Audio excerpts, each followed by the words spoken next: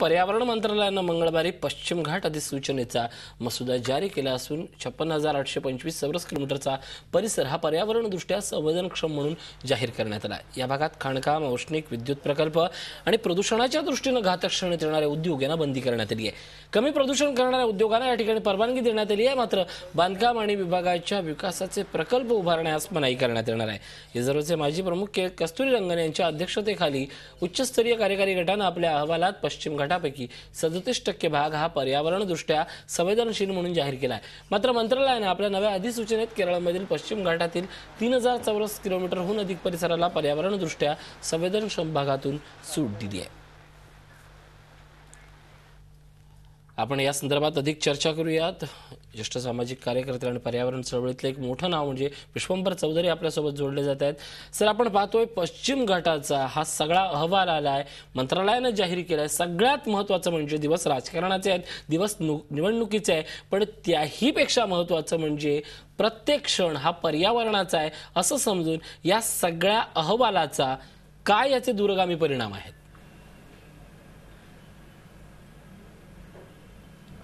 एक म्हणजे आपण लक्षात घेतलं पाहिजे की आधी माधव गाडगीळ यांच्या नेतृत्वाखाली एक तज्ञ गट तयार केला पर्यावरण मंत्रालयाने। त्या गटाच्या ज्या शिफारसी होत्या त्या सगळ्या शासनाने बासनात गुंडाळून ठेवल्या। त्याचं कारण त्या एका अर्थाने राजकारण्यांच्या, पुढाऱ्यांच्या आणि उद्योजकांच्या हिताच्या नव्हत्या। म्हणजे मायनिंग व्हावं असं कुठे बंद करावं याच्या काही गाईडलाईन त्यांनी दिल्या होत्या। मुद्दा असा आहे की आता कस्तुरी रंगन समितीने जे सांगितलं की फक्त कोर एरिया तेवढी संरक्षित करा, म्हणजे घनदाट जंगलाचा प्रदेश ज्याला त्यांनी लँडस्केप असं म्हणलं की तेवढंच फक्त करा असं त्यांचं म्हणणं आहे। हे काही पर्यावरणाच्या एकूण शास्त्राशी सुसंगत नाही आहे। त्याचं कारण कॉरिडॉर्स असतात, शेजारचे काही भाग असतात जे प्रोटेक्ट होण्याची गरज असते, पण ते जरी सोडलं तरी आता जशी ते मराठीत आपल्या उर्दूमध्ये एक म्हण आहे की नाही मामू से नकटे मामू अच्छे, मामाच नसल्यापेक्षा नकटा मामा चांगला, तशा दृष्टीने ह्या कस्तुरी रंगन अहवालाकडे पाहायला पाहिजे।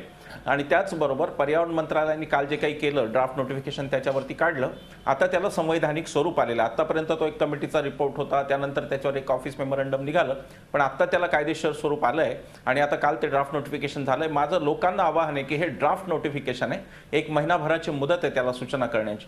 पर्यावरणाचे विविध गट असतील, लोक असतील, त्यांनी पर्यावरण पूरक अशा सूचना जितक्या जास्त होतील तितक्या संख्येने पाठवाव्यात। फायनल नोटिफिकेशन निघताना त्याचा विचार होत असतो आणि तो करण्यात येईल। जर वैशिष्ट्य सांगायचं झालं तर 4 गोष्टी झालेल्या आहेत। एक म्हणजे थर्मल पॉवर प्लांट्सना या भागात बंदी आहे, आता ते पॉवर प्लांट येऊ शकणार नाहीत नव्या प्रकारचे। नंबर 2 म्हणजे की रेड कॅटेगरी इंडस्ट्री, अतिप्रदूषण करणाऱ्या उद्योगांना बंदी आहे। नंबर 3 बांधकाम प्रकल्प 20,000च्या पुढचे त्याला बंदी आहे। आणि नंबर 4 मायनिंगला बंदी आहे। बांधकाम प्रकल्पामध्ये एक हीच आहे की एक थोडीशी पळवाट अशी ठेवलेली आहे की 20,000 पर्यंतच्या प्रकल्प करता येणार आहेत। म्हणजे एखाद्या प्रकल्प संयोजकांनी, ज्याला आपण म्हणू की विकसकांनी, जर 2 मध्ये विभाजित केलं 40,000चा 38,000 मध्ये, तर तो प्रकल्प होऊ शकतो। मला वाटते की तिथे FSI हा मुख्य बिंदू असायला पाहिजे आणि FSI कमी ठेवणं हेच त्याच्यावरती खरं म्हणजे सूचना तोडगा असला पाहिजे। मी स्वतः ती सूचना पर्यावरण मंत्रालयाला करणार आहे की 20,000चे पेक्षा जास्त अशी काहीतरी मोघम लिमिट ठेवण्यापेक्षा FSI त्या भागात कमी होईल हे बघितलं पाहिजे।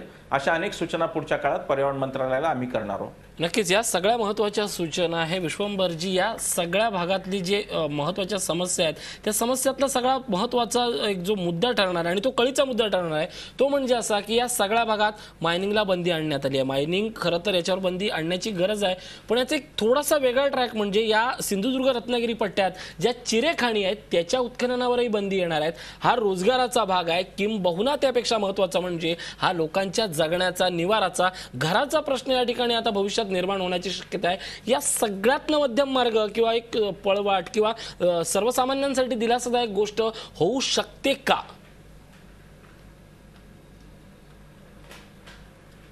नाही, गोष्ट अशी आहे की मायनिंग जे झालं सिंधुदुर्ग असेल पासून तिथपासून गोव्यापर्यंत सस्टेनेबल मायनिंग झालं नाही। ते मायनिंगच्या लीज काहीतरी होत्या आणि प्रत्यक्ष मायनिंग काहीतरीच झालं। मायनिंगमध्ये रोजगाराचा जो मुद्दा, विशेषतः वाळूच्या उत्खननामध्ये रोजगाराचा मुद्दा हा निरर्थक आहे। तो अशा अर्थाने निरर्थक आहे की जास्तीत जास्त मायनिंग ह्या JCB सारख्या यंत्राने होतं आणि त्यामुळे मनुष्यबळाला काही तिथे खूप रोजगार मिळतो अशातला भाग नाही। उलट शेतं उजाड होतात, उलट वस्ती उजाड होते। आपण जर पाहिलं कळण्याच्या मायनिंगचं उदाहरण असेल किंवा इतर कुठे असेल की अक्षरशः 60-60 फूट खोलपर्यंत मायनिंग काही काही ठिकाणी केलेलं आहे। तेव्हा एवढ्या मोठ्या डेप्थमध्ये मायनिंगची परवानगी नसताना असं मायनिंग झालं आणि त्याचे परिणाम हे फार लॉंग टर्म परिणाम आहेत. ते अशा अर्थाने की जो तिथला स्थानिक पाण्याचा जो प्रवाहांचा पॅटर्न आहे तो सगळा बदलून गेला आणि कोकणचा ऱ्हास ठरलेला होता. जर अशा प्रकारची कडक अंमलबजावणी आता झाली नसती तर मायनिंग करायला काहीच हरकत नाही, पण ते सस्टेनेबल असावं, शाश्वत असावं, चिरस्थायी असावं. किती मायनिंग करायचं याच्या मर्यादा आहेत. ओरबाडून घेण्याची जी माणसाची प्रवृत्ती आणि सरकारची विशेषतः प्रवृत्ती, नारायण राणेंच्या सारखे नेते तिथे बसलेले जे की असं म्हणतात की रोजगार बुडणार आहे, पण खरे त्यांचे इंटरेस्ट आहे मायनिंगच्या लॉबिंगशी खरं म्हणजे आहेत नाही त्यांचे, आणि त्यामुळे त्यांना ते मायनिंग पाहिजे आहे. आशांना मात्र यामुळे चाप बसणार आहे असं मला वाटतं.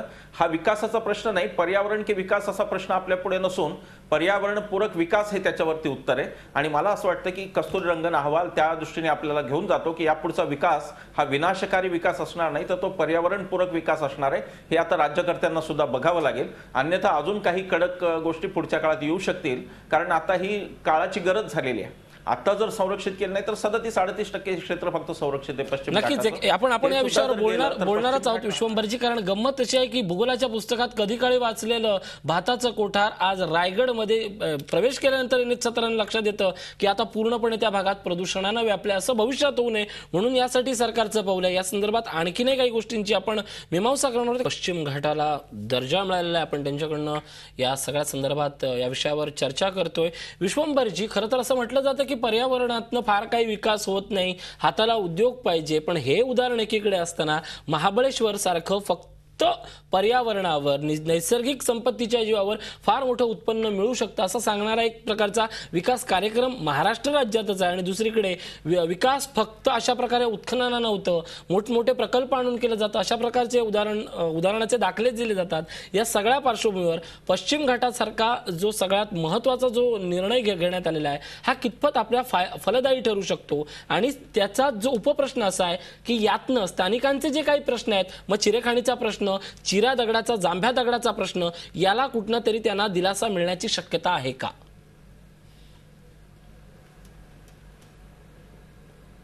नाही, मला असं वाटतं की जांभ्या दगडाचा जो प्रश्न आहे की तो बांधकामासाठी आवश्यक असणारा दगड, मला वाटतं की त्यामध्ये रिलॅक्सेशन येईल. आता तरी नोटिफिकेशन त्यावर फार स्पष्ट नाहीये, पण मला असं वाटतं की त्याला एक्झम्प्ट केलं जाईल हे मला नक्की वाटतं. आपला जो आता प्रश्न आहे की संतुलनाचं काय, विकास आणि पर्यावरणाचं संतुलन कसं ठेवायचं हा प्रश्न आहे. आणि जेव्हा स्थानिकांचा आपण बोलतो तेव्हा मायनिंगमुळे जे काही उद्ध्वस्त झालेलं आहे त्याचा तिथल्या इकॉलॉजीवर वाईट परिणाम झाला, तिथल्या शेतीवरती त्याचा वाईट परिणाम झालेला आहे. आणि म्हणून स्थानिकांचा फायदा हा केवळ अशा प्रकारच्या विकासात नक्की नाही, हे मी अगदी आग्रहाने सांगू शकतो. मी असं म्हणणार त्याच्या पुढे जाऊन की अनेक प्रकारचे प्रकल्प आहेत ज्याला तिथे बंदी नाही आहे, फक्त 4च प्रकारच्या प्रकल्पांना बंदी आहे. त्यामुळे याचं जर कोणी राजकारण करत असेल की हे अगदी घरं सुद्धा बांधता येणार नाहीत, प्रचार झाला तो नारायण राणेंच्या लोकांनी सुद्धा केला की घरं बांधता येणार नाही, तामुक होणार नाही, आता सगळंच थांबेल, शेतीत पीक घेता येणार नाही, शेतीत खतं वापरता येणार नाहीत, शेतीमध्ये पेस्टिसाइड वापरतात. अशा प्रकारे फक्त उदाहरण देईल की रत्नागिरी जिल्ह्यामध्ये एकट्या 21 प्रकल्प, औष्णिक प्रकल्प यावेत, हे तिथल्या लोकांच्या हिताचं आहे का? रत्नागिरीला वीज तरी मिळते का? वीज जाणार पुणे मुंबईला आणि तिथे स्थानिकांना प्रदूषणाचा त्रास सहन करावा लागणार. तेव्हा स्थानिकांनी ह्या अँगलमधून, या दृष्टिकोनातून बघण्याची गरज आहे. 21 प्रकल्प, कोळशाचा प्रचंड वापर आणि प्रचंड मोठं प्रदूषण हे पहिल्यांदा रत्नागिरीला सहन करावं लागेल.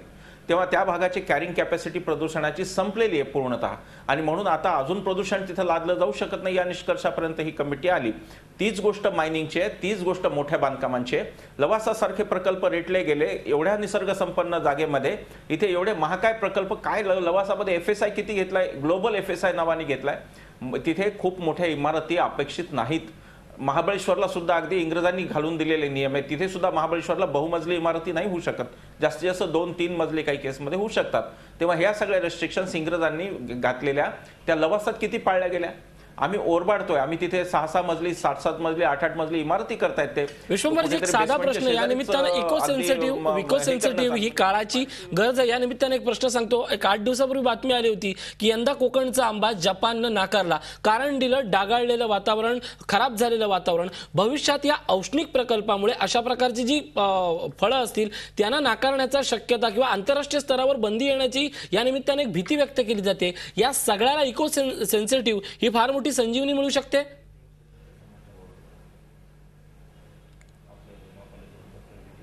हो, नक्कीच. हे पहा, असं आहे की पर्यायी ऊर्जेचा शोध घ्यावाच लागेल.